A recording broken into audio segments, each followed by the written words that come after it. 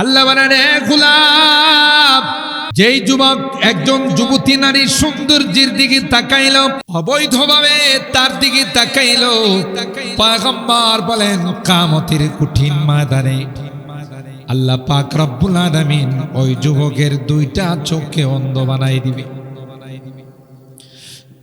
যুবক বলবেন, ক্বালা রব্বি লিমা হাশারতানি আমা ওয়া ক্বাদ কুনতু বাসীরা। যুবক বলবেন, মালিক রে, এই দুনিয়ার জমিনে তো আমার দুইটা চোখ ছিল, আমি তো দুই চোখ দিয়ে দেখতাম, এখন কেন আমাকে অন্ধ বানাইয়া উঠাইলা? আল্লাহ পাক বললেন, ক্বালা কাযালিকা আতাতকা আয়াতুনা ফানাসিতাহা ওয়া কাযালিকাল ইয়াওমা তুনসা। আল্লাহ বলবেন, চোখ তোমার একটা নিয়ামত ছিল, আমি আল্লাহ এই নিয়ামত দিয়েছিলাম ভালো জিনিস দেখার জন্য। যাদের দুইটা চক্ষু নাই এদেরকে জিজ্ঞাসা করো পৃথিবীটা কেমন, পৃথিবীর চেহারাটা কেমন। সে আফসোস করে বলবে, হায় হায়, আমার যদি আল্লাহ দুইটা চোখের যদি ফিরাই দিত, কোনো আশার তামান্না না গাই, দুইটা চোখ দিয়ে যদি পৃথিবীটা আমি একবার দেখতে পারতাম। এ নিম খারাপ, তোমাকে আমি আল্লাহ দুইটা চোখ দিয়েছি, ইচ্ছা করলে মুহূর্তের মধ্যে দুইটা চোখ আমি নিয়ে নিতে পারি। এ ক্ষমতা আমার আল্লাহর আছে না নাই? আমার আল্লাহ যদি ইচ্ছা করেন এক্ষুনি আমাদেরকে অন্ধ বানায় ঘরে নিতে পারেন। ঠিক কিনা বলেন? ঠিক কিনা বলেন? আল্লাহ বলেন, এ গোলাম, তোমাকে নিয়ামত দিলাম, নিয়ামত যদি তুমি অন্যায় পথে হারাম কাজে যদি ব্যয় করো রে গোলাম, ওই তো দুনিয়াতেই আমি আল্লাহ তোমাকে অন্ধ বানাই দিই। আর যদি দুনিয়াতে অন্ধ নাও বানাই, কিয়ামতের কঠিন ময়দানে তোমাকে দুইটা শাস্তি দেওয়া হবে। মান আ'রাদা আন যিকরি ফাইন্না লাহু মাঈশাতান দানকা ওয়া নাহশুরুহু ইয়াওমাল কিয়ামাতি আ'মা। আল্লাহ বলেন, দুনিয়াতে যারা আমার জিকির থেকে বিমুখ ছিল, আমার হুকুম আহকাম থেকে দূরে ছিল, না না আল্লাহর বিধানগুলো জীবনে বাস্তবায়ন করে নাই, আল্লাহর হুকুম মতো চলে নাই, আল্লাহ কোরআনের এই আয়াতের মধ্যে বলেন, আমি আল্লাহ তার কবরের জিন্দেগিটা বড় সংকীর্ণ করে দিব। ও ভাই, প্রতিদিন কবর আমাকে আপনাকে ডাকে আর বলে, আতারিফুনি মান আনা। এ দুনিয়ার মানুষ, তুমি আমাকে চিনো, আমাকে তুমি জানো আমি কে, আমার পরিচয়টা নাও। কবর ডাক দেয়া বলে, আনা বাইতুদ দুদ, আনা বাইতুল ওয়াহশা, আনা বাইতুল গুরবা। এ দুনিয়ার মানুষ, আমার পরিচয়টা না, আমি কিন্তু সাপ বিচ্ছুর ঘর, আমি কিন্তু ভয়ঙ্কর ঘর, আমি কিন্তু অন্ধকার ঘর।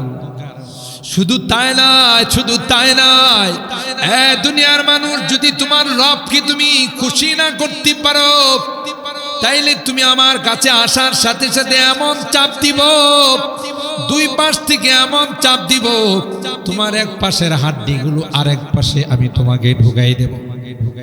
আল্লাহর হাবিব বলেন, ওয়াহা গাদা সাব্বাকা বাইনা সাবিহি, এই আঙ্গুল যেমন একটার ভিতরে আরেকটা ঢুকে যা, কবর যখন চাপ দিবে তখন এক পাশের হাড্ডিগুলো আরেক পাশে ঢুকে যাবে। আল্লাহুম্মা সাল্লি আলা মুহাম্মাদিন ওয়া আলা আলি মুহাম্মাদ কামা সাল্লাইতা আলা ইব্রাহিম ওয়া আলা আলি ইব্রাহিম ইন্নাকা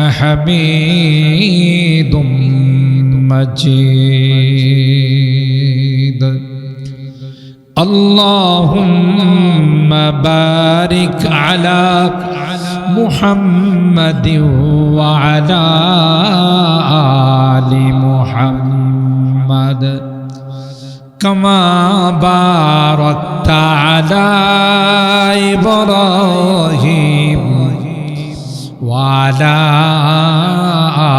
آل إبراهيم إنك حميد مجيد أنت يا ريح الصبا يوما إلى أرض الحرم أنت يا ريح الصبا يوما إلى أرض الحرم بلغ سلامي روضة فيها النبي المحترم بلغ العلا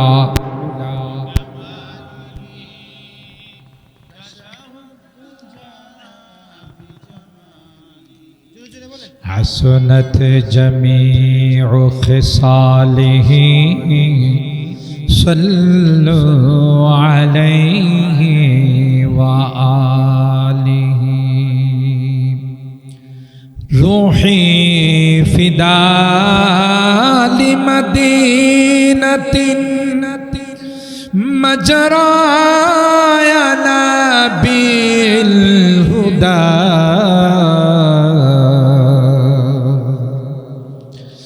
روحي فداء لمدينة مجراي نبي الهدى وفي مهداها نام النبي المحترم بلغ العلا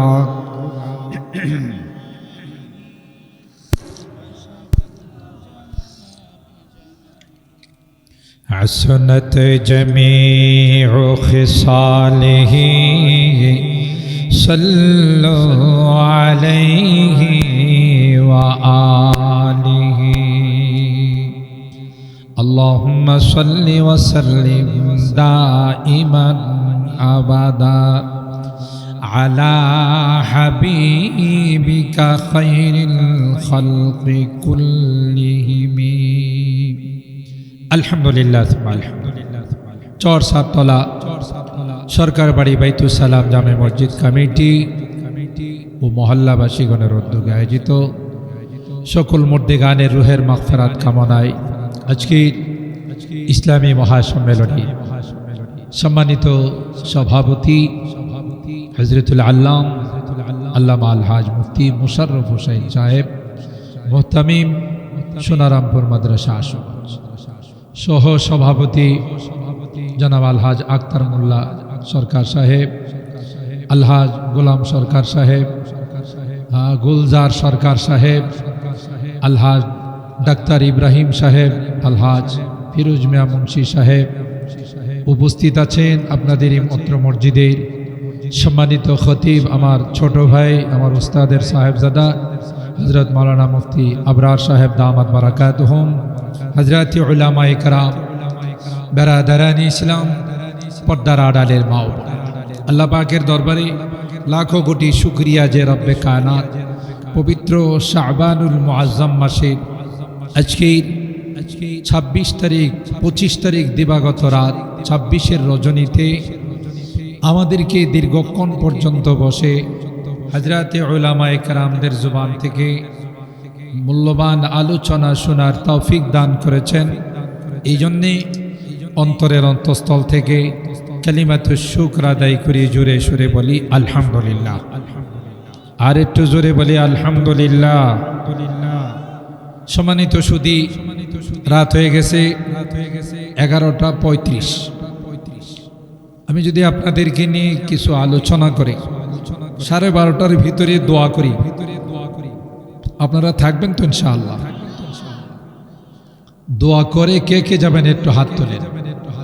লিল্লাহে তাকবীর। না মনে রোজা রাখছেন আপনারা, একটু জোরে বলেন লিল্লাহে তাকবীর। আল্লাহ আমাদের সকলের হাতগুলোকে কবুল করুন, আমিন বলুন। আমি ভূমিকা ছাড়াই এটা একটু কমাই দাও, ইকোটা একটু কমাই দাও, রিভার্ব আর একটু কমাই দাও।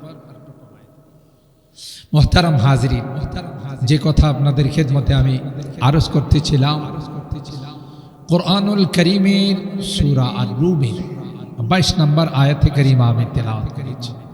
সরকারে দু আলম মাহবুবে কিবরিয়া সৈয়দুল কাওনাইন সৈয়দুস সাকালাইন হযরত মুহাম্মদ আরবি সাল্লাল্লাহু তাআলা আলাইহি ওয়াসাল্লাম অসংখ্য হাদিস থেকে ছোট্ট একখানা হাদিস পাঠ করেছে। আজকে একটা দিবস বাংলাদেশে অতিবাহিত হয়েছে এবং আগামী 21শে ফেব্রুয়ারি আমি কি তোমায় ভুলিতে পারি, এই দুইটা বিষয় নিয়ে কোরআন সুন্নাহর আলোকে দুইটি কথা বলব। ওয়াজ তো আপনারা শুনেন, কিন্তু এই সকল বিষয়গুলো নিয়ে কোরআনে কোনো আলোচনা আছে কিনা, কোরআন আমাদেরকে কি দিক নির্দেশনা দিচ্ছে, সেই বিষয় নিয়ে আপনাদের খেদমতে আমি প্রথমত যেই দিবসটা আজকে অতিবাহিত হয়, যেটাকে ভ্যালেন্টাইন্স ডে অথবা বিশ্ব ভালোবাসা দিবস হিসাবে পালিত হয়। 1 নম্বর কথা হলো, এই দিবসটা মুসলমানি কোনো দিবস নয়, বিজাতীয় দিবস। সবাই কয় না? যুবকরা বলো মাশাআল্লাহ। কেন এটা বিজাতীয় কালচার? ভালোবাসা একটা পবিত্র জিনিস। সন্তানের সাথে মা বাবার ভালোবাসা পবিত্র না অপবিত্র? স্বামী স্ত্রীর ভালোবাসা পবিত্র না অপবিত্র? ভাই বোনের ভালোবাসা পবিত্র না অপবিত্র? আত্মীয় স্বজনদের ভালোবাসা পবিত্র না অপবিত্র? তাহলে বোঝা গেল ভালোবাসা, মহব্বত এটা অত্যন্ত একটি পবিত্র জিনিস। ভালোবাসার মহব্বত যদি না থাকতো পৃথিবী অচল হয়ে যেত, ঠিক কিনা বলেন? আল্লাহ পাক রব্বুল আলামিন দয়া, ভালোবাসা আর রহমতকে 100 ভাগের 99 ভাগ তার কাছে রাখছে। 1 ভাগ গোটা বিশ্বের সমস্ত কায়নাত, সমস্ত সৃষ্টির মধ্যে আল্লাহ বন্টন করে দিয়েছেন। সুবহানাল্লাহ। আচ্ছা বলুন তো দেখি, একটা মুরগি তার বাচ্চাকে ভালোবাসে কিনা? তার কি প্রমাণ? আপনি যদি এই মুরগিটার পাশে দিয়ে যান, যে মুরগিটা নতুন বাচ্চা দিছে, ডিম থেকে বাচ্চা ফোটাইছে, এই বাচ্চাগুলো কি তিনি পেটে রাখছেন? কিছুদিন মাত্র কষ্ট করে তার গরমটা তাপটা দিছে ডিমের মধ্যে, তাতেই তার বাচ্চার প্রতি যে ভালোবাসা। আপনি যদি কাছে দিয়ে যান, আপনাকে ঠুকুর মারতে আসবে। কেন? আপনার সাথে কি তার জমি জমা নিয়ে গন্ডগোল আছে? মার্কেট নিয়ে, রাজনৈতিকভাবে দলীয় কোনো কোন্দল আছে? তাইলে আপনাকে এভাবে প্রতিশোধ নেওয়ার জন্য কেন আসে? তার ভয় হয়, না জানে এ আমার বাচ্চার গায়ে হাত দেখি। কথা কি বুঝে দি পারলাম? এই ভয়ে সে তখন আগে বাইরেই আপনাকে প্রতিহত করতে যায়। সাবধান, তোকে এমনি একটু তাড়া দিলাম, একটু হুমকি দিলাম, যদি আমার বাচ্চার গায়ে হাত দিস তাহলে কিন্তু তোর 1 দিন আমার 2 দিন। কথা বলেন ঠিক কিনা? গাভীর বাচ্চাটা যদি তার থেকে একটু দূরে সরে দেয়, গাভীটা কি স্থির থাকে না অস্থির হয়? মনে হয় যে রশিটা ছিঁড়ে ফেলবে। কিছুক্ষণের জন্য যখন তার চোখের আড়াল হয়ে যায়, তখন সে রশিটা ছিঁড়ে মনে হয় যে বাহিরে চলে যাবে। ঠিক কিনা বলেন? মুরগিটা দেখবেন 2টা সিগন্যাল দেয়। একটা সিগন্যাল দিলে বাচ্চাগুলো তার পাখার নিচে আইসা বসে যায়, পাখার ভিতরে তাকে ঢুকায় রাখে। আরেকটা সিগন্যাল দিলে দেখবেন বাচ্চাগুলো দৌড়ে এসে মার মুখের থেকে খানা নেয়া কাড়াকাড়ি শুরু হয়। কথা কি বুঝতে পারছেন আপনারা? আচ্ছা, এই বাচ্চাগুলো বোধহয়, মুরগির বাচ্চাগুলো সবগুলো বোধহয় ঢাকা টেকনিক্যাল কলেজের ছাত্র, বুয়েটের। রুয়েটের যে সিগন্যাল একটা হলো রেড সিগন্যাল আর একটা গ্রিন সিগন্যাল, একটা সবুজ আর একটা লাল। এই দুইটা সিগন্যাল যে দুই রকম, এই বাচ্চাগুলো বুঝলো কেমন করে? আমার কথাগুলো বুঝতেছেন? কে বুঝাইছেন? একটা সিগন্যাল দিলে, একটা আওয়াজ দিলে দৌড়ায় এসে বাচ্চাগুলো মার পাখার ভিতরে ঢুকে যায়। আর একটা সিগন্যাল দিলে মার মুখের খাবার নিয়ে রীতিমতো লড়াই শুরু হয়। তাহলে একটা হলো রেড অ্যালার্ট আর একটা হলো গ্রিন সিগন্যাল। এই যে বাচ্চাদেরকে রক্ষা করার জন্য সে যে একটা সিগন্যাল দিল, এটা কি তার মহব্বত আর ভালোবাসার বহিঃপ্রকাশ নয়? কখনো যদি কোনো সিল কাক একটা বাচ্চার উপর হামলা করে, তা তো বোধ মুরগি চুপচাপ বসে থাকে না, যুদ্ধ করে। কিসের প্রমাণ? ভালোবাসার প্রমাণ। কি বুঝাইতে পারলাম? ভালোবাসার প্রমাণ। রাসূল আকরাম সাল্লাল্লাহু তাআলা আলাইহি ওয়াসাল্লামের জামানায় একজন সাহাবী বাসার থেকে পাখির ছানা দুইটা নিয়ে আসছে। হাদিসের কথা। পাখিটা পারে না ওই সাহাবীর মাথার উপর বসে যায়, আর চেঁচামেচি করতেছে, কিচিরমিচির করতেছে। এই দৃশ্য আল্লাহর হাবিব দেখলেন, দেখে বুঝা ফেলাইছেন তিনি তো রাহমাতুল লিল আলামিন। সুবহানাল্লাহ। বললেন, এই যে পাখিটা তোমার মাথার উপরে বসে যাচ্ছে, তুমি কি তার কোনো বাচ্চা কাচ্চা নিয়ে আসছো না? সাহাবী বললেন, ইয়া রাসূলুল্লাহ, জি আমার রুমালের ভিতরে দুইটা বাচ্চা আছে। তাই তো? দেখো পারে না সে, তার কান্নায়, তার কণ্ঠে যে জিনিসটা বুঝাইতে চাচ্ছে সেটা হলো যে এর জালেম, আমার বাচ্চাগুলো কি অপরাধ করলো, আমি কি অপরাধ করলাম? আমার কুল শূন্য করে তুমি আমার দুইটা বাচ্চা বাসার থেকে নিয়ে আসলা, তোমাকে আল্লাহর দোহায় আমার বাচ্চাগুলো আমাকে ফেরত দাও। সুবহানাল্লাহ কবেন না? আল্লাহ পাক বলেন, ওয়া মিন আয়াতিহি আন খালাকা লাকুম মিন আনফুসিকুম আজওয়াজা লিতাসকুনু ইলাইহা ওয়া জাআলা বাইনাকুম মাওয়াদ্দাতান ওয়া রাহমাহ ইন্না ফী যালিকা লাআয়াতিল লিকাওমিন ইয়াতাফাক্কারুন। আল্লাহ বলেন, পৃথিবীর মানুষেরা, আমার কুদরতি নিদর্শনের অন্যতম নিদর্শন হলো তোমাদের পত্নীগণকে, তোমাদের স্ত্রীগণকে আমি আল্লাহ তোমাদের থেকে বানাইছি। সুবহানাল্লাহ বলেন। চার তলার মানুষগুলো কেউ বিবাহ করেছে ব্রাহ্মণবাড়িয়া শহরে, কেউ আবার সিলেট, কেউ রাজশাহী, কেউ খুলনা, কেউ চট্টগ্রাম। কথা বলেন ঠিক কিনা? যখনই তার সঙ্গে বিবাহ বন্ধনে আবদ্ধ হয়ে গেল, স্বামী স্ত্রীর মধ্যে আল্লাহ পাক এমন ভালোবাসা, এমন মহব্বতের সৃষ্টি করে দিলেন। আল্লাহ ডাক দিয়া কয়, গোটা বিশ্বের মানুষ যদি চেষ্টা করে তাদের এই ভালোবাসার বন্ধনকে কোনোদিন নষ্ট করতে পারবে না। ঠিক কিনা? আল্লাহ পাক ডাক দিয়া বলেন, কোনোদিন তোমাদের সঙ্গে পরিচয় নাই, একজনের সঙ্গে আরেকজনের কোনোদিন দেখা নাই, কোনোদিন তার সঙ্গে কোথাও পরিচয় হয় না। যখনই বিবাহ বন্ধনের মাধ্যমে তোমার স্ত্রী হয়ে, তোমার সহধর্মিনী হয়ে, তোমার জীবন সঙ্গিনী হয়ে তোমার ঘরে যখন চলে আসলো, আল্লাহ বলেন আমি আল্লাহ তোমাদের উভয়ের মধ্যে এমন ভালোবাসা দিয়ে দিলাম, কোনো কারণে যদি স্ত্রী শুনে আমার স্বামীর একটা কিডনি নষ্ট হয়ে গেছে, ডাক্তারকে গিয়ে বলে, ডাক্তার ভাই প্রয়োজনে আমার একটা কিডনি আমার স্বামীকে দিয়ে দাও, তবু আমার স্বামী যেন অসুস্থ হয়ে বিছনায় পড়ে না থাকে। ঠিক কিনা বলেন? কোন জায়গা থেকে এই ভালোবাসা আসলো, কোথা থেকে ভালোবাসার জন্ম নিল? আল্লাহ ডাক দেয়, কই গোলাম তুমি বুঝবা না, আমি আল্লাহ কুদরতি ভাবে তোমাদের মধ্যে এই ভালোবাসার সৃষ্টি করে দিয়েছি। স্বামী যদি কোনোদিন তাকে তালাক না দেয়, গোটা বিশ্বের সবাই মিলে তাদেরকে একজনের থেকে আরেকজনকে বিচ্ছিন্ন করতে পারবে না। এই ভালোবাসাটা পবিত্র না অপবিত্র?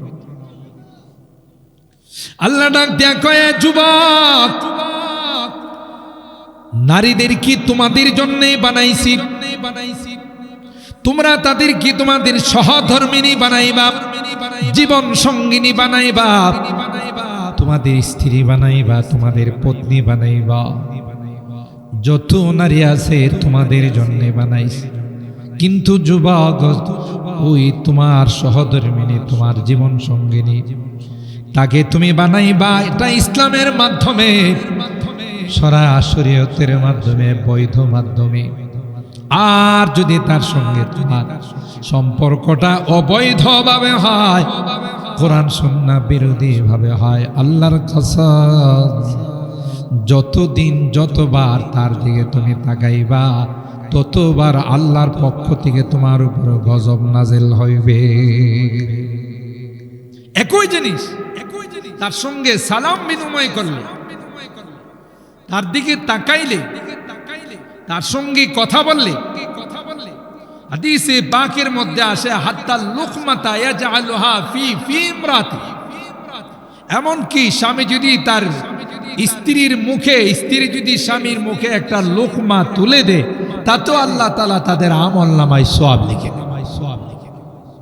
সেটাই যদি গার্লফ্রেন্ড, বান্ধবী অবৈধ সম্পর্কের মাধ্যমে তার দিকে তাকায়, তার সঙ্গে কথা বলে, তার সঙ্গে অবৈধ সময় নষ্ট করে, স্পষ্টভাবে বুখারী শরীফের হাদিসে আসে, যেই চোখ দিয়ে তার সৌন্দর্যের দিকে তাকাইল, যেই জুবান দিয়ে তার সঙ্গে কথা বলল, যে মেমোরি দিয়ে তার বিষয়ে চিন্তা ভাবনা করলো, আল্লাহ রাব্বুল আলামিন কিয়ামতের কঠিন ময়দানে এই দুইটা চোখকে আল্লাহ তাআলা তার মধ্যে সীসা গলায় নাউজুবিল্লাহ। মান্না কি নিয়ামত দিলাম, নিয়ামত যদি তুমি অন্যায় পথে হারাম কাজে যদি ব্যয় করো রে গোলাম, ওই তো দুনিয়াতে আমি আল্লাহ তোমাকে অন্ধ বানাই দিই। আর যদি দুনিয়াতে অন্ধ নাও বানাই, কিয়ামতের কঠিন ময়দানে তোমাকে দুইটা শাস্তি দেওয়া হবে। মান আ'রাদা আন যিকরি ফাইন্না লাহু মাঈশাতান দানকা ওয়া নাহশুরুহু ইয়াওমাল কিয়ামাতি আ'মা। আল্লাহ বলেন, দুনিয়াতে যারা আমার জিকির থেকে বিমুখ ছিল, আমার হুকুম আহকাম থেকে দূরে ছিল, না না আল্লাহর বিধানগুলো জীবনে বাস্তবায়ন করে নাই, আল্লাহর হুকুম মতো চলে নাই, আল্লাহ কোরআনের এই আয়াতের মধ্যে বলেন, আমি আল্লাহ তার কবরের জিন্দেগিটা বড় সংকীর্ণ করে দিব। ও ভাই, প্রতিদিন কবর আমাকে আপনাকে ডাকে আর বলে, আতারিফুনি মান আনা, এ দুনিয়ার মানুষ তুমি আমাকে চিনো, আমাকে তুমি জানো আমি কে, আমার পরিচয়টা নাও। কবর ডাক দেয়া বলে, আনা বাইতুদ দুদ, আনা বাইতুল ওয়াহশা, আনা বাইতুল গুরবা। এ দুনিয়ার মানুষ আমার পরিচয়টা না, আমি কিন্তু সাপ বিচ্ছুর ঘর, আমি কিন্তু ভয়ঙ্কর ঘর, আমি কিন্তু অন্ধকার ঘর। শুধু তাই নয়, শুধু তাই নয়, এ দুনিয়ার মানুষ, যদি তোমার রবকে তুমি খুশি না করতে পারো, তাইলে তুমি আমার কাছে আসার সাথে সাথে এমন চাপ দিব, দুই পাশ থেকে এমন চাপ দিব, তোমার এক পাশের হাড্ডিগুলো আরেক পাশে আমি তোমাকে ঢুকাই দেব। আল্লাহর হাবিব বলেন, ওয়াহা গাদা সাব্বাকা বাইনা সাবিহি, এই আঙ্গুল যেমন একটার ভিতরে আরেকটা ঢুকে যা, কবর যখন চাপ দিবে তখন এক পাশের হাড্ডিগুলো আরেক পাশে ঢুকে যাবে। বাঁচাও বাঁচাও বলে চিৎকার করবে। কেউ কি তার চিৎকার শুনবে? শুনবে? হাইওয়ান জানোয়ার শুনবে, গরু বাছুর, ছাগল, ভেড়া কবরের মধ্যে যদি কোনোদিন কুড়া দিয়ে আসে ঘাস খাওয়ার জন্য, মাঝে মধ্যে দেখবেন রশি মশি শিরা দৌড় দেয়। দেখছেন? আমি দেখছি। কি হলো? হঠাৎ করে দৌড় মারলো কে? ওই যে কবরের ভিতর থেকে বাঁচাও বাঁচাও বলে যে চিৎকার হচ্ছে, এটা আমি শুনি না, আপনি শোনেন না, কিন্তু এই পশুগুলো শুনে তাই এরা লাফ দিয়ে চিৎকার দিয়ে চলে। এমন কঠিন শাস্তি হবে যদি আল্লাহকে খুশি করে যাইতে না। এই জন্য 1 নম্বর শাস্তি হবে মান আরাদা আন যিকরি ফা ইন্না লাহু মাঈশাতান দানকা ওয়া নাহশুরুহু ইয়াওমাল কিয়ামাতি আ'মা। 2 নাম্বার হলো তাকে অন্ধ বানায় ওঠানো। আবদার করবে আমি তো চক্ষুষ্মান ছিলাম, কেন আমাকে অন্ধ বানানো হলো? আল্লাহ বলবেন তোমাকে নিষিদ্ধ বস্তুগুলো, হারাম বস্তুগুলো তোমাকে মানা করা হয়েছিল, তুমি মানো নাই, তুমি সেগুলোর দিকে তাকাইছিলা, তাই আজকে অন্ধ বানায় উঠাইলাম। এ যুবক, এই জন্য আল্লাহ বলেন যুবক না না বৈধভাবে বিশ্ব ভালোবাসা দিবসকে সামনে রেখে অবৈধ সম্পর্ক, হারাম সম্পর্ক, এটা তোমার কালচার নয়। তুমি বিশ্বের সেরা মুসলিম জাতি, এটা হলো বিজাতীয় কালচার। এরা এই সকল দিবসকে কেন্দ্র করে একজনকে নিয়ে আরেকজন বাহিরে চলে যায়, অবৈধ সম্পর্ক হয়। কিন্তু মুসলমানের কালচার সেটা হতে পারে না। মুসলমান যদি একজন বেগানা নারীকে নিয়ে বাহিরে যায়, 2 জন যুবক আর যুবতী যখন একত্রিত হয়, আল্লাহর হাবিব বলেন 2 জনের মাঝখানে থাকে 3য় নাম্বার শয়তান। শয়তান থাকলে তো নিশ্চয়ই তাদেরকে বলবে যে তাহাজ্জুদের টাইমে নামাজটা পড়ে না, কথা কয় না, ইবাদত বন্দেগীতে তাসবিহ তাহলিলে লাগাই না আকাম কুকামে লাগাই। আর আকাম কুকামের দ্বারা যে সন্তান আসবে এটা হালাল জাদা না হারাম জাদা? হারাম জাদা, জারো, অবৈধ। ঠিক কিনা বলেন? আর বিজাতিদের উদ্দেশ্য হলো যাদের জন্ম ঠিক আছে, বৈধ হালাল সন্তান যারা, এরা হয়তো ঠিক মতো নামাজ কালাম পড়ে না, এরা হয়তো ঠিক মতো দ্বীন ইসলাম পালন করে না, কিন্তু এদের সামনে যদি কোরআনের বিরুদ্ধে কেউ কথা বলে, আল্লাহর হাবিবের বিরুদ্ধে কথা বলে, ইসলামের বিরুদ্ধে কথা বলে, সাথে সাথে তার চোখ উপড়ে ফেলার জন্য, তার গর্দানকে দেহের থেকে বিচ্ছিন্ন করার জন্য প্রস্তুত হয়ে যায়। ঠিক না বেটি? এই জন্য দেখবেন কোন কোলাঙ্গার আমার নবীকে যে নিয়ে যদি কথা কয়, ইসলামকে নিয়ে যদি কথা কয়, কোরআনকে নিয়ে যদি কথা বলে, গোটা বিশ্বের মানুষ, গোটা দেশের মানুষ দলমত নির্বিশেষে তার প্রতিবাদ জানায়, তার ফাঁসির কাস্টে ঝুলানোর দাবি জানায়। ঠিক কিনা বলেন? ঠিক কিনা বলেন? কারণ একটাই, যে রাসূল আকরাম সাল্লাল্লাহু তাআলা আলাইহি ওয়াসাল্লাম, ইসলাম, কোরআন আমাদের জানের চেয়েও তাদেরকে ভালোবাসে। ঠিক কিনা বলেন? তাহলে এই কাজটা কোনো হালাল জাদা, বৈধ সন্তান এই কাজ কোনোদিন করবে না। এই কাজ করতে পারে, বা যারা করে তাদের ইতিহাস তালাশ করলে দেখা যাবে জন্মের মধ্যে কোথাও না কোথাও লিক আছে। কথা কয় না? কি আছে? লিক আছে, সমস্যা আছে। এই রকমের সমস্যা কোন দিন থেকে তৈরি হয়? ওই যে অবৈধ সম্পর্কের মধ্যে। ঠিক কিনা বলেন? ঠিক কিনা বলেন? প্রথমই আয়াতের মধ্যে আল্লাহ বলছেন ভালোবাসা খারাপ নয়, ভালোবাসা ভালো, পবিত্র, কিন্তু এটার প্রয়োগটা যদি অবৈধভাবে করা হয় সেটা হয় অপবিত্র। কথা বলেন ঠিক কিনা? কথা বলেন ঠিক কিনা? তাহলে এই বিষয়ে বোঝা গেল কোরআনের সূরা আর রুমের 21 নম্বর আয়াতে আসছে, সূরা আর রুমের 22 নম্বর আয়াতে। আমি খুব শর্টকাটে বলে দিচ্ছি, কারণ ফজরের নামাজ আছে, বেশি লম্বা করব না, বরং পারলে 10 মিনিট আগেই দোয়া করব। রাজি আছেন তো ইনশাআল্লাহ? খালকুস সামাওয়াতি ওয়াল আরদ, আসমান আর জমিনকে আল্লাহ সৃষ্টি করেছেন। কে করছেন? আসমান কে বানাইছেন? বলেন বলেন, কে? জমিন আল্লাহ। একটা আসমান বানাইছেন না 7টা আসমান? কোরআনে আল্লাহ বলেন আল্লাযী খালাকা সাবআ সামাওয়াতিন তিবাকা, স্তর বাই স্তর, স্টেপ বাই স্টেপ। আল্লাহ বলেন আমি 7টা আসমানকে বানাইছি, এক একটা আসমানকে এক একটা দামি দামি পদার্থ দিয়ে বানাইছি। আপনাদের জিজ্ঞাসা করি, আল্লাহ যে আসমান বানাইছেন এর মধ্যে কয়টা পিলার লাগছে? 2টা 3টা আছে না? বিশাল আসমান। আল্লাহ বলেন পৃথিবীটাকে আমি আসমান দিয়ে সাজাইছি। ওয়ালাকাদ যায়্যানা আস-সামাআ দুনিয়া বিজিনাতিল কাওয়াকিব। প্রথম আসমানটাকে তারকা রাজি দিয়ে আমি সাজাইছি। আমার আসমানের দিকে তাকাও, দামি দামি নিত্য নতুন যন্ত্রপাতি দিয়ে তোমরা তাকায় দেখো, কোথাও বিন্দু পরিমাণ কোনো ত্রুটি খুঁজে তোমাদের একটা সামিয়ানা করার জন্য কতগুলো পিলার লাগাইছে। আল্লাহ বলেন এত বড় একটা আসমান সাজাইলাম, কোথাও একটা পিলারও খুঁজে পাবে না। সুবহানাল্লাহ।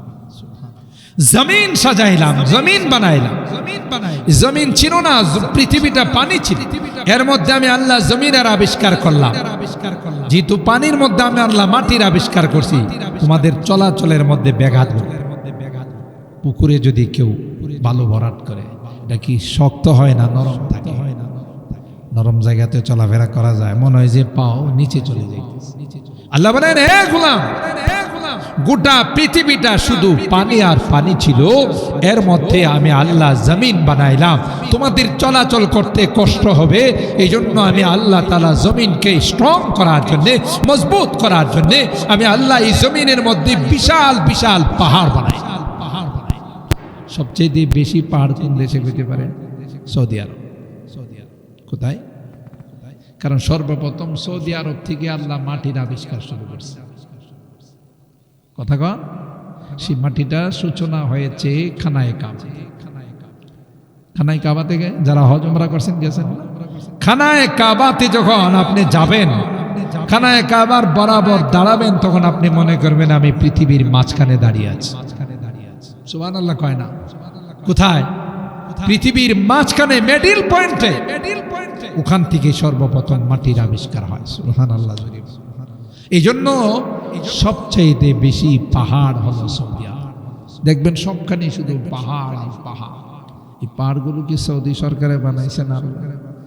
আলাম নাজালিল আরদা মিহাদা ওয়াল জিবালা আওতাদা ওয়া খালাকনাকুম আজওয়াজা ওয়া জাআলনা নাওমাকুম সুবাতা ওয়া জাআলনাল লাইলা লিবাসা ওয়া জাআলনান নাহারা মাআশা। আল্লাহ বলেন আসমানকে তোমাদের জন্য আমি সামিয়ানা বানাইলাম, জমিনকে তোমাদের জন্য বিছানা বানাইলাম, রাত্রটাকে তোমাদের জন্য আমি ঘুমের জন্য বানাইলাম, দিনটা তোমাদের কাজের জন্য বানাইলাম। সব কিছু আমি আল্লাহ তোমাদের জন্য সৃষ্টি করলাম। বান্দা সবাই তোমাদের খেদমত করবে, তোমাদের সার্ভিস দিয়ে যাবে, আর তোমাদের কাজ হবে আমি আল্লাহর আদালতে গিয়ে, আমি আল্লাহর দরবারে গিয়ে দৈনিক 5 ওয়াক্ত নামাজে আমার আল্লাহর কুদরতি পায়ে কপাল ঠেকাইয়া আমি আল্লাহর গুণগান গাইবে আর বলবে সুবহানা রাব্বিয়াল আ'লা। হে মালিক তুমি পবিত্র, সমস্ত প্রশংসা তোমার। এ গোলাম, যে তুমি মাথা ঠেকাইয়া কপাল ঠেকাইয়া যখন বলো সুবহানা রাব্বিয়াল আ'লা,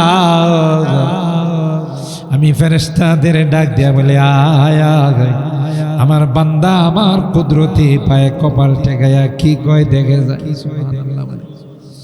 আকরাবু মা ইয়াকুনুল আবদু মির রাব্বিহি আইয়াকুনা সাজিদান লিল্লাহ।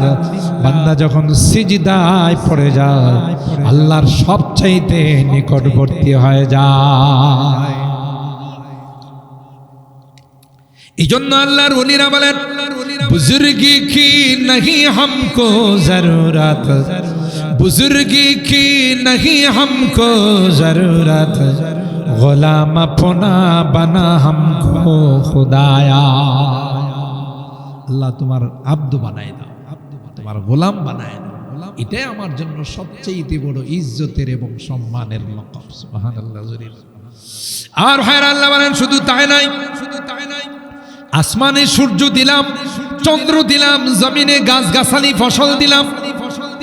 সূর্য সকাল থেকে নিয়ে সন্ধ্যা পর্যন্ত তোমাকে বিদ্যুৎ দেয়, কোনোদিন বিল চায় না। রাত্রে বেলায় চন্দ্র তোমাকে আলো দেয়, যে আলো দেওয়ার পর চন্দ্রের তাপ লাগার পর তোমার কলার মধ্যে কলার স্বাদ আসে, আমের মধ্যে আমের স্বাদ, জামের মধ্যে জামের স্বাদ, কাঁঠালের মধ্যে কাঁঠালের স্বাদ। ঠিক কিনা বলি? আর দিনের বেলায় সূর্যের আলো যখন লাগে তোমার কাঁঠালটা বড় হয়, আমটা বড় হয়, কলাটা বড় হয়। সূর্যের তাপ না লাগলে কোনোদিন সেগুলো বড় হবে না, চন্দ্রের তাপ না লাগলে কোনোদিন তার মধ্যে কালার স্বাদ আসবে না।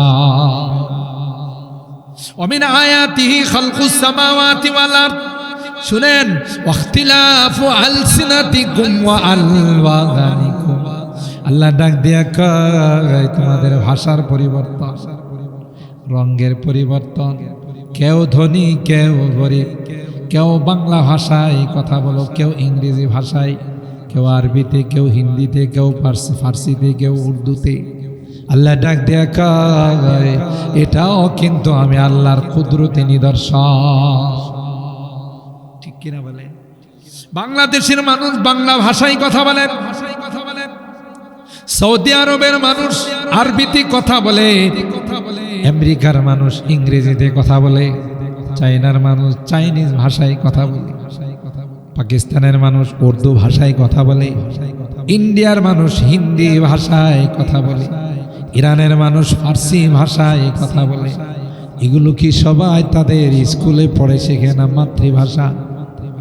বাংলাদেশের বাচ্চারা যখন পৃথিবীর মধ্যে আগমন করে তাকে কেউ শিখাইতে হয় নাই, নিজে নিজে বাংলা ভাষায় কথা।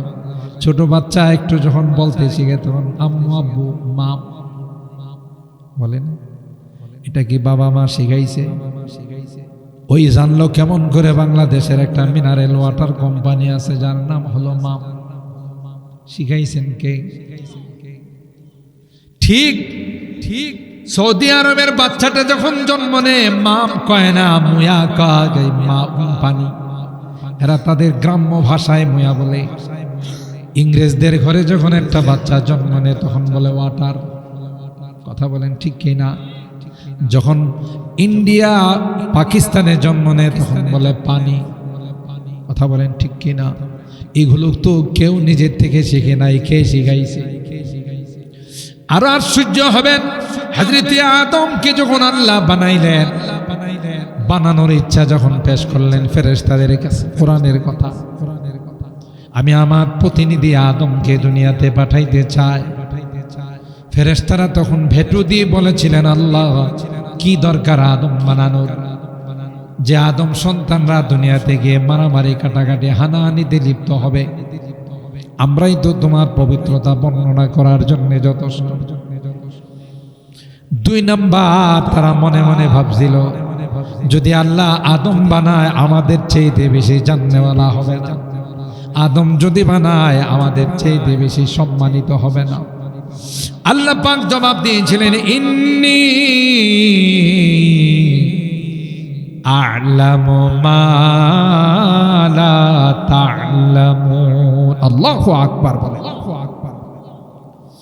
আল্লাহ পাক বলে দিয়েছিলেন, এ ফেরেশতারা তোমরা বুঝবা না কি জন্য আদম বানাবো, যদি বুঝতে হয় আসো বাইতুস সালাম মসজিদের মাহফিলে আসো, চর 4 তলার এলাকার মধ্যে আসো।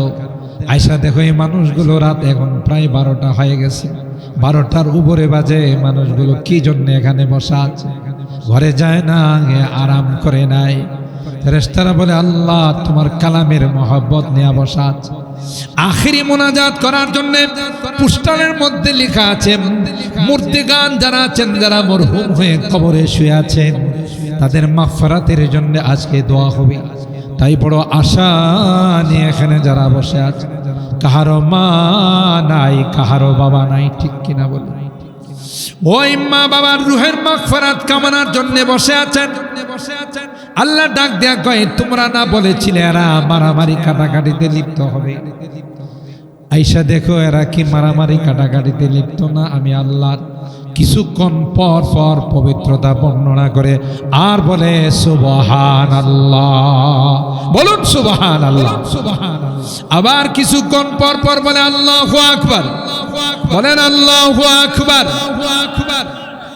ফেরেশতাদেরকে আল্লাহ ডাক দেয়া কই, তোমরা না বলেছিলে এরা মারামারিতে লিপ্ত হবে?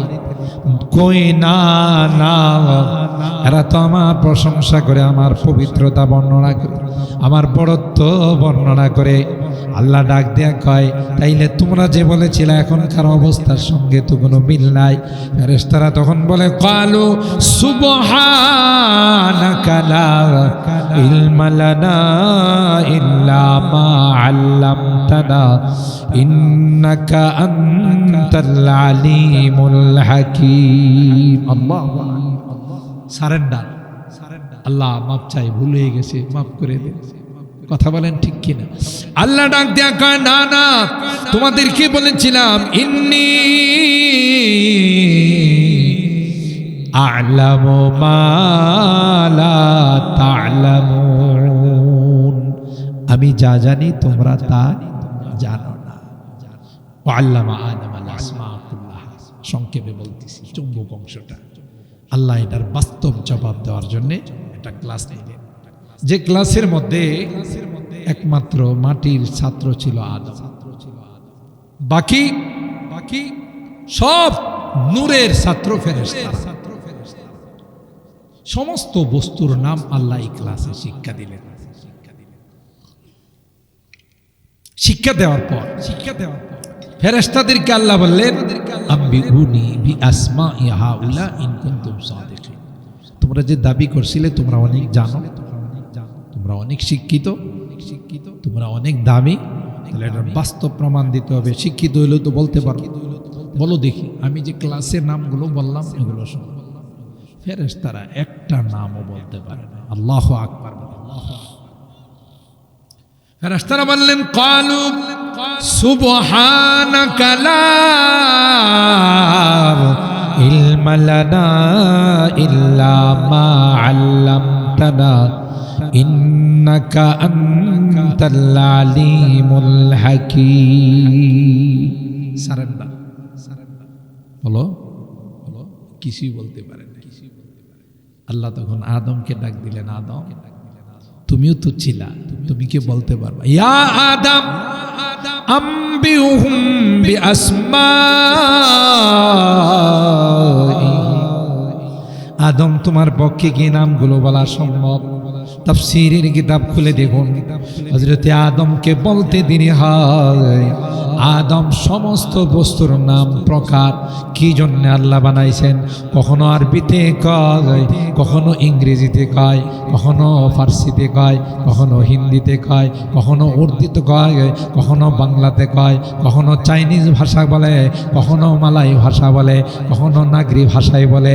পৃথিবীর মধ্যে কিয়ামত পর্যন্ত তার সন্তানরা যতগুলো ভাষা ব্যবহার করবে, আল্লাহর দরবারে সব ভাষায় সব বস্তুর নাম হযরতে আদম শোনাই দিলে। কি বুঝলেন? বাংলা ভাষা কি 21শে ফেব্রুয়ারিতে আসছে? ইংরেজি ভাষা কি ইংরেজরা নিয়ে আসছে? আরবি ভাষা কি আরবিরা নিয়ে আসছে?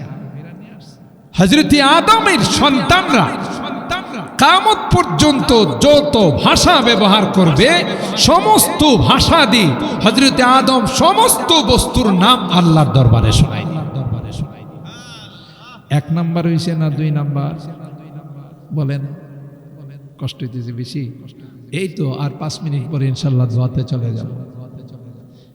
সমস্ত ভাষায় বললাম কি জন্যে? আমরা মনে করি আমরা আন্দোলন করে আন্তর্জাতিক মাতৃভাষা আমরা বানাইছি। মাতৃভাষা আন্তর্জাতিকভাবে স্বীকৃতি দেখ আর না দেখ, আন্তর্জাতিকের উপর আন্তর্জাতিক, সুপার আন্তর্জাতিক আল্লাহর দরবারে স্বীকৃতি হয়ে গেছে। কথা কয় না? কার দরবারে? আমরা যে বাংলা ভাষায় কথা বলবো এটা আলমে আজল থেকে আল্লাহর দরবারে স্বীকৃত হয়ে রয়েছে যে বাংলাদেশের মানুষ, ইন্ডিয়ার বাঙ্গাল যারা আছে এরা বাংলা ভাষায় কথা বলবে, আর এই ভাষা আমি আল্লাহ প্রদত্ত ভাষা। ঠিক কিনা বলে?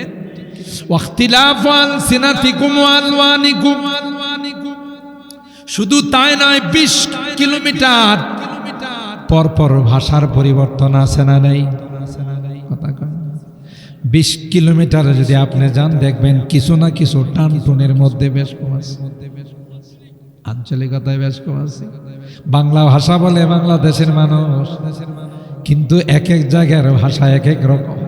চট্টগ্রাম গেলে আপনাকে জিজ্ঞাসা করবে, ও বদ্দা একখানা গম আসনো না? আপনি ঘুমিন গিরে আমার বর ডাকলো কি লেগে? ওই না এক দেশের আরেক দেশের বুলি, অথচ বদ্দা মানি বড় ভাই, গম মানি ভালো। আপনি গম পাইলো কই? আমি চাল খাই কুল পাই না, হ্যাঁ গম দিছে। ও বদ্দা একখানা গম আসো না? ঠিক কিনা বলেন? ঠিক কিনা বলেন? আর সিলেটে গেলে আপনি কেমন আছেন? কেমন আছে? হ্যাঁ, এই জাতীয় খ দেয়া সমস্ত ভাষাগুলো কি করে ব্যবহার করে। আপনি যদি সিলেটে কোনো হোটেলে গিয়া বলেন আমারে 2টা পুরি দাও, জানটা নিয়ে আসতে পারবে? কিরি তোর এত বড় সাহস পুরি চাইতে? পুরি মানে বিলা পান, তোর এত বড় সাহস, অথচ আমরা ডাল পুরি। এই যে ভাষার ব্যবধান ঠেলা দিয়ে এক এক জায়গায় এক এক রকমের কথা, এই ব্যবধানটা কে করছে? জোরে বলেন আল্লাহ।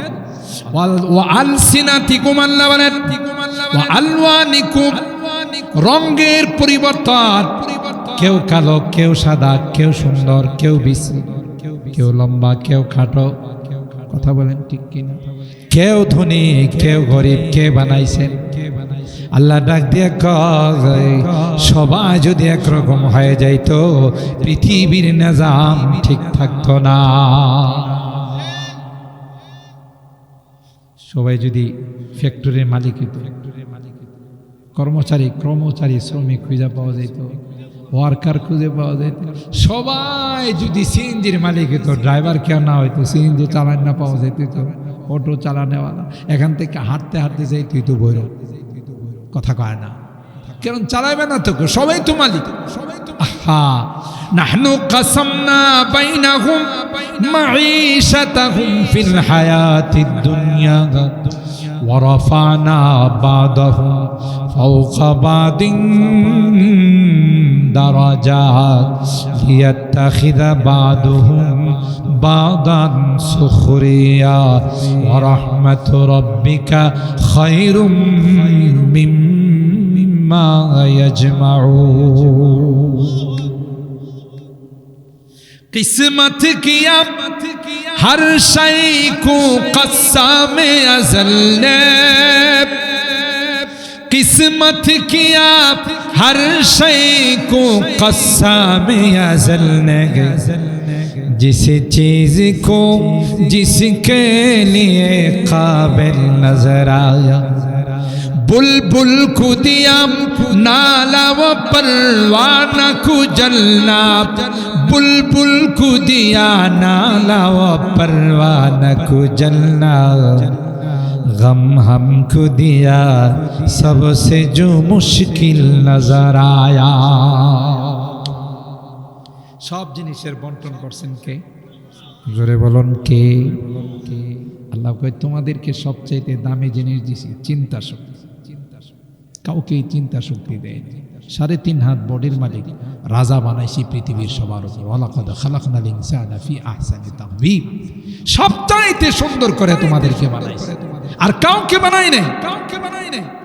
আল্লাহ বলেন এই যে রঙের পরিবর্তন, ভাষার পরিবর্তন, মানুষের শ্রেণী বিন্যাস, সবগুলো আমি আল্লাহর কুদরতি নিদর্শন। সুবহানাল্লাহ। মোহতারাম হাজিরিন, তাইলে আমার গোটা আলোচনার সারাংশ হলো, বান্দা এই অজস্র নিয়ামত পেয়েছি, গোটা বিশ্ব তোমার খেদমত করবে, তুমি আমি আল্লাহর খেদমত করব। সবাই তোমার সার্ভিস দিবে, তুমি আমি মুনিবের সার্ভিস দিবে। আসতেছে মাহে রমাদান, ইবাদতের মাস। পৃথিবীর যে কোনো কোম্পানি অফার দিলে 4টা নিলে একটা ফ্রি, 4 in 1, 2 in 1, 3 in 1, 4টা নিলে একটা ফ্রি, 3টা নিলে একটা ফ্রি। আর আল্লাহ কয় যদি তুমি একটা করো, 70, তুমি একটা করলে আমি আল্লাহ তোমাকে 70 গুণ সওয়াব বেশি দান করব। পৃথিবীর কোন মালিকের পক্ষে এই জাতীয় অফার দেওয়া কি সম্ভব? এরা আছেই তো সীমিত। আল্লাহ কয় আমার কোনো কিছুর কোনো কুল কিনারা নাই, আমার রাজত্বের কোনো কুল কিনারা নাই, আমার কোনো কিছুর অভাব নাই। বান্দা তুমি একটা করবে, কম পক্ষে 70, একটা রমজান মাসে একটা ফরজ আদায় করবে, অন্য মাসের 70টা ফরজ আদায় করার সওয়াব। এই নিয়ামত, এই গনিমত, এই সুযোগ পৃথিবীর কোন উম্মতকে আল্লাহ দেন একমাত্র, কেবলমাত্র, শুধুমাত্র আমাদেরকে দিয়েছেন। সুবহানাল্লাহ। তারপরেও যদি কোনো নাদান, কোনো বেওকুফ রমজান মাসের রোজা না রাখে, তাহলে এর জন্য কি জান্নাত না জাহান্নাম? শুধু জাহান্নাম। তুমি রোজা রাখো না, স্বাস্থ্যটা নষ্ট হয়ে যাবে, শরীরটা ভেঙে যাবে। অথচ 1500 বছর আগে আল্লাহর হাবিব প্রেসক্রিপশন করে গেছেন, ওষুধ দিয়ে গেছেন, সুম ও তাসিফ, রোজা রাখো তুমি সুস্থ থাকবা। সুবহানাল্লাহ কইবেন না? আমার নবীর প্রেসক্রিপশন এখন পৃথিবীর যত বড় বড় ডাক্তার আছে, FCPS FRCS করা ডাক্তার, যুগ শ্রেষ্ঠ ডাক্তাররা, এরা বলে যে যত বেশি রোজা রাখে সে তত বেশি সুস্থ থাকে। রোজা রাখলে কি অসুস্থ হয় না? সুস্থ হয়। রোজা রাখলে কি গ্যাস্ট্রিক বাড়ে না কমে? রোজা রাখলে কি ডায়াবেটিস বাড়ে না কমে? তাহলে দেখেন সমস্ত সুস্থতার মূল হলো রোজা। সবচাইতে বড় কথা হলো রোজা এমন একটি স্বতন্ত্র ইবাদত, যে ইবাদতের সাথে অন্য কোনো ইবাদতের তুলনা হতে পারে না। যে কোনো ইবাদত করেন তার মধ্যে লোক দেখানোর সম্ভাবনা আছে, মানুষকে দেখানোর সম্ভাবনা আছে। নামাজ পড়লে দূরের থেকে মানুষ দেখে বলবে, দেখছো লোকটা কত ইবাদত গুজার, কত নামাজ পড়ে। হজ কইরা এসে তো দোকানের সাইনবোর্ডই পাল্টাই না। আগে দোকানের সাইনবোর্ড ছিল ভ্যারাইটিজ স্টোর, হজ কইরা এসে সাইনবোর্ড পাল্টাই লেখছে হাজি স্টোর।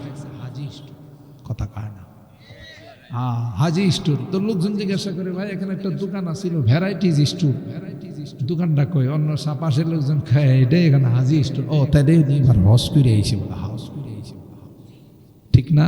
আমার কেউ কেউ আছে বিয়ায় আসলে নাতির, নাতি 2013 সনের যে আমার হজের যে জায়নামাজটা আছে এটা বিচার। তাহলে জিজ্ঞাসা করে, বিয়ে তাহলে আপনি কয়বার হজ করছেন? কয় আল্লাহর মেহরবানিতে 4বার হজ করছি। 13 সন না কইলে তুই কথাটা কইতো। কথা কয় না, ঠিক কিনা বলেন? ঠিক কিনা বলেন? যাকাত দিতে গেলে আমাদের দেশের শিল্পপতিরা বিভিন্ন মিডিয়াতে অমুক শিল্পপতি অমুক তারিখে তিনি যাকাত দিবেন সকাল 11টায়। কিছু গরিব মানুষ আছে একটা লুঙ্গির জন্য, একটা শাড়ির জন্য রাত্রে 1টা থেকে লাইন দিয়ে বসে থাকে, আর একটা শাড়ির জন্য হুড়াহুড়ি করতে গেলে 20 জন মানুষ মারা যায়। তাহলে এটাও দেখানোর মতোই আছে। একটু আগে আমাদের জামিয়া ইউনুসিয়ার সম্মানিত মুদাররিস হযরতুল আল্লামা আফতাবউদ্দিন শরীফউদ্দিন আফতাবী সাহেব, তিনি বললেন কুরবানির সময় কালো মানিক আর সাদা মানিকের কথা। কে কোনটা নিল এটা গোটা বাংলাদেশের মধ্যে মিডিয়ার মধ্যে প্রচার হয়ে যায় দেখানোর জন্য। কথা কয় না। আচ্ছা বলুন তো দেখি, রোজাটা দেখানোর মতো কিছু আছে? আপনি রোজা রাখছেন যদি হা কইরা দেখবেন আমার কতটুকু শুকাই গেছে, ঠিক কিনা বলেন? এর বেশি তো আর কিছু বলতে পারবে না। এই জন্য আল্লাহ পাক হাদিসে কুদসির মধ্যে বলেন, আস-সাওমু লি, রোজা একমাত্র আমার জন্য, ওয়া আনা আজিজি বিহি, প্রত্যেকটা ইবাদতের প্রতিদান দিব ফেরেশতাদের মাধ্যমে, আর রোজার প্রতিদান আমি আল্লাহ স্বয়ং আমার বান্দা বান্দীদেরকে কুদরতি হাতে দেব। কুদরতি হাতে দেব। চিন্তা করছেন? আরেক রিওয়ায়াতে আল্লাহ কয়, না না না, রোজার কোনো প্রতিদানই হতে পারে না, আমি স্বয়ং রোজার প্রতিদান। আল্লাহু আকবার বলেন। আস-সাওমু লি ওয়া আনা উজিজা বি, আমি নিজেই রোজার প্রতিদান। সুবহানাল্লাহ। আরেকটা কথা শুনবেন, কষ্ট হইতেছে আপনাদের মনে বেশি, বদুয়া দিতেছেন না তো, যে মৌলভী কইছে বলে আগেই না 12:30টার উপরে যাব না, যেহেতু আমার ওয়াদা করা 12:30 তো বেশি হয়ে গেছে, যেহেতু আমি একটু দেরিতে আসছি, আল্লাহ কবুল করেন, আমিন বলেন, আমিন বলেন। ওয়ালা খালুফু ফামিস সাইম আতিয়াবু ইনদাল্লাহি মিন রিহিল মিস্ক। ওলামায়ে কেরাম আছেন, আল্লাহ কি কই জানেন? সারাদিন রোজা রাখার কারণে ভিতর থেকে যে একটা বাষ্প বাইর হয়, খালি পেট না, খালি পেট না, বুঝতেছেন আমার কথা? খালি পেটের থেকে যে একটা বাষ্প বের হয়, আল্লাহ বলেন এই মুখের ঘ্রাণটা, এই বাষ্পটা আমার নিকট মেশকে আম্বরের চেয়ে তার বেশি সুগন্ধি। যার সাথে যার ভাব তাকে দেখলেও লাভ। বুঝছেন এখন কথাটা? আল্লাহ কই বান্দার সঙ্গে আমার রোজা রাখার মাধ্যমে বান্দার সঙ্গে আমার বন্ধুত্বের সৃষ্টি হয়ে যায়, তার সঙ্গে আমার ভাবের সৃষ্টি হয়ে যায়। ওই বান্দা আমি আল্লাহর প্রিয় বন্ধু হয়ে যায়। এত বড় একটি ইবাদত। এ মুসলমান, শেষ কথা, আজকে যারা এখানে বসে আছেন, রমজান মাস আসলে হাফেজে কোরআনের পিছনে তারাবি পড়বেন, রোজার মাসে দিনের বেলায় রোজা রাখবেন। এভাবে দুনিয়ার আদালতে যদি আপনি আসামি হয়ে যান, তাহলে উকিলের দরকার আছে না নাই? উকিল ধরা লাগে, ব্যারিস্টার লয়ার ধরা লাগে। আল্লাহর আদালতে যদি আসামি হয়ে যান, তাইলে কে গো আপনার পক্ষে ওয়াকালতি করবে?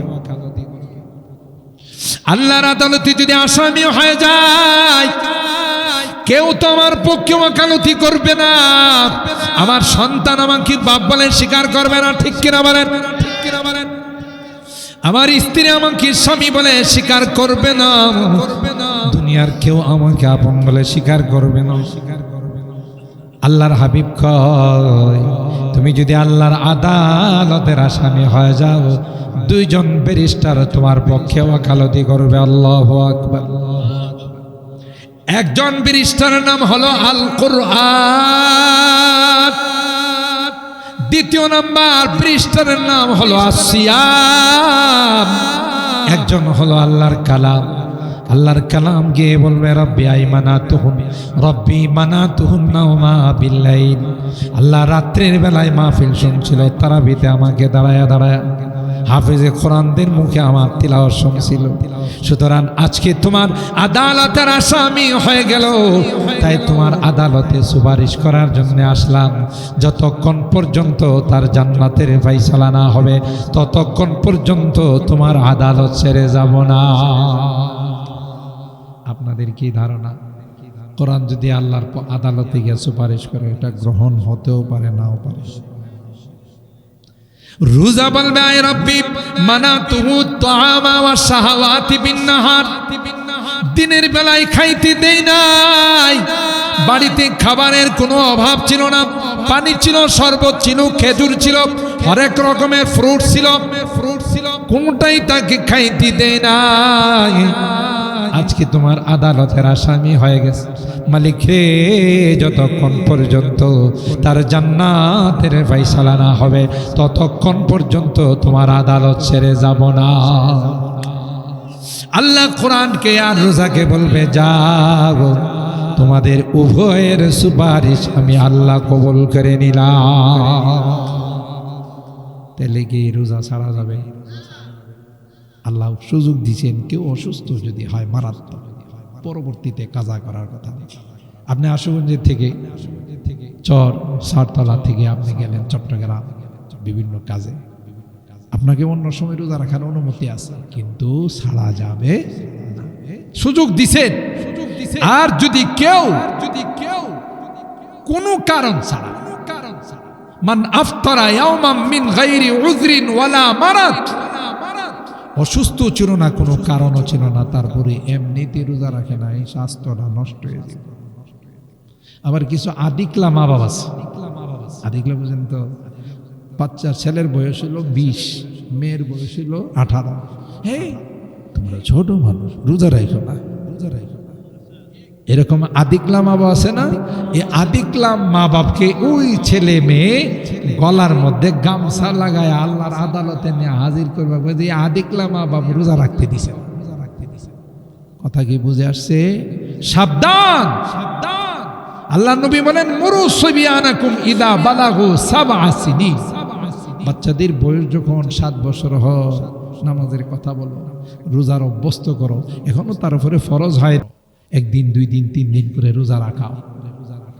ইসলামের দীক্ষা প্রশিক্ষণ তাদেরকে দাও।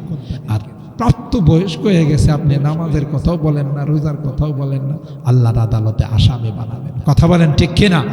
আল্লাহ রাব্বুল আলামিন আমাদের সকলকে যা আলোচনা শুনলাম সবগুলোর উপর আমল করার তৌফিক দান করুন। মাহে রমাদানের কদর করার তৌফিক দান করুন। রমাদানের রোজাগুলো রাখার, খতমে কোরআনে অংশগ্রহণ করে রমাদানের কদর এবং ইজ্জত করার তৌফিক দান করুন। আমিন। ওয়া আখিরু দাওয়ানা আনিল হামদুলিল্লাহি রাব্বিল আলামিন।